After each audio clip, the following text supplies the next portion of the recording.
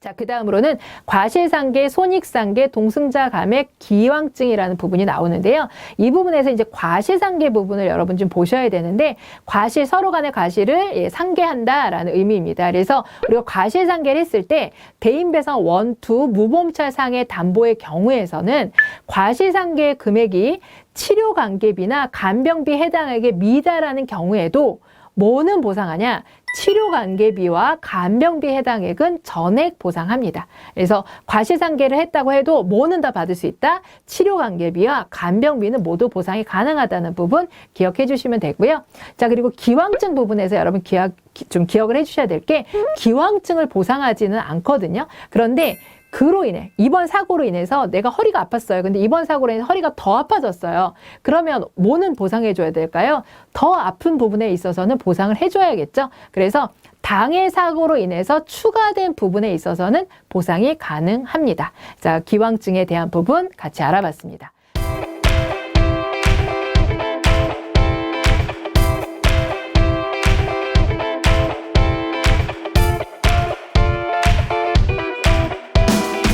그 다음으로는 음주 무면허 뺑소니 사고의 보상인데요.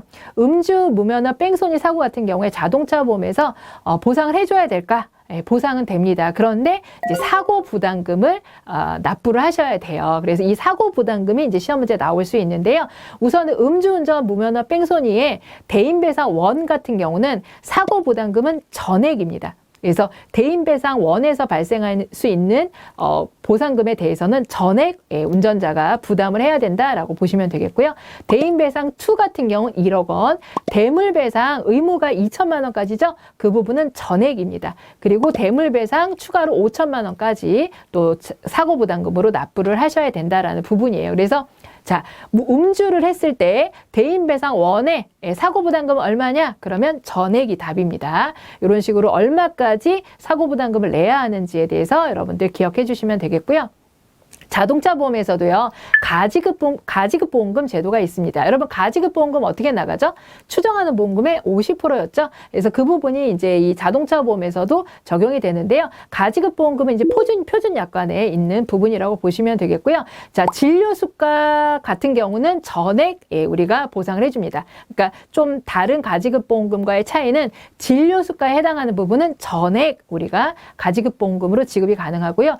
진료수가 외의 손해배상 금액은 약관에서 정한 지급 금액에 따라 50%까지만 지급이 된다라고 보시면 돼요. 그래서 진료수가 외에 따른 차이가 있다라는 부분 기억해 주시면 됩니다.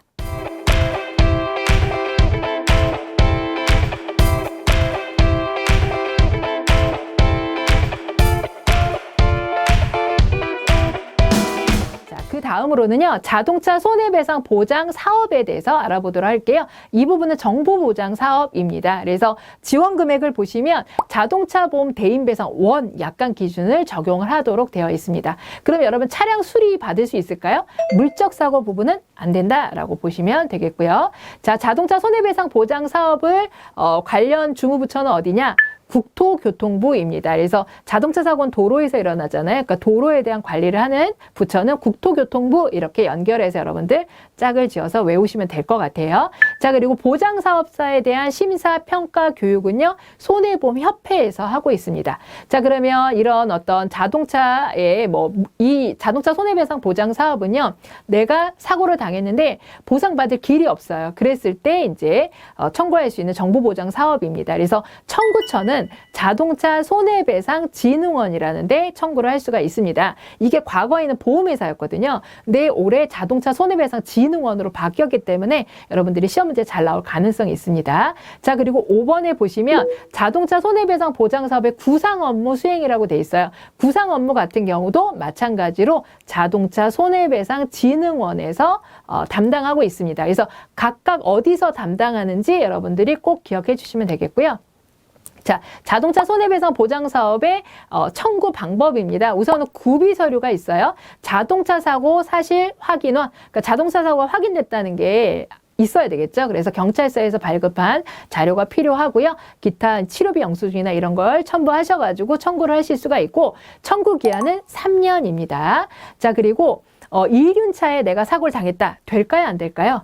여러분, 이륜차도 자동차에 해당되기 때문에 이 사업의 청구 대상에 포함이 된다라고 보시면 되겠습니다. 자, 그러면 이 자동차 손해배상 보장 사업에 청구를 할 수 없는 대상도 있어요. 제외되는 대상이 있는데요. 첫 번째로 보험 가입을 요하지 않는 차량에 내가 사고를 당했다. 그러면 청구할 수 없습니다. 그리고 도로가 아닌 곳에서만 운행한다든지 산재보험이나 다른 보험에서 보상을 받을 수 있다든지 그러면 보상이 안 되고요.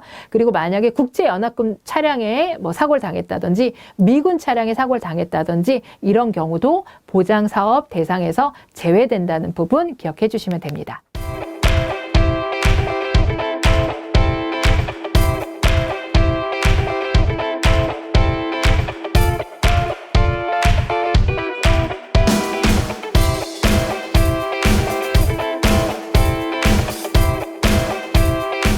이제 자동차 사고의 과실 비율 분쟁인데요. 과실 비율에 대한 분쟁이 끊이지 않고 일어나고 있습니다. 그래서 과실 분쟁을 조정할 수 있는 기관들을 좀 마련해 두고 있는데요. 자, 여기에서는 자동차 사고의 과실 분쟁 심의위원회라는 부분이 이제 시험 문제에 잘 나옵니다. 그래서 손해보험협회에 이제 과실 분쟁 심의위원회가 존재를 하는데요. 이 심의위원회는요. 어떤 법적인 구속력이 있는 게 아니라고 보시면 될 것 같아요. 그러면 여기 심의위원회에 조정을 하고 있는데 소송 갈 수 있을까요? 없을까요? 네, 소송 따로 별개로 할 수가 있습니다. 그래서 이 심의위원회의 분쟁 조정과 소송과는 별개의 문제다라고 보시면 돼요. 그래서 위원회 결정에 불복하는 경우에는 법원의 재판을 통해서 해결할 수가 있습니다. 그런데 이제 시험 문제에서는 위원회는 재판에 불복하는 과실 분쟁권을 심의 조정한다 이렇게 나오면은 그것은 틀린 이야기다라고 보시면 됩니다. 자, 이렇게 해서 자동차 보험의 이해 두 번째 시간 마치도록 하겠습니다.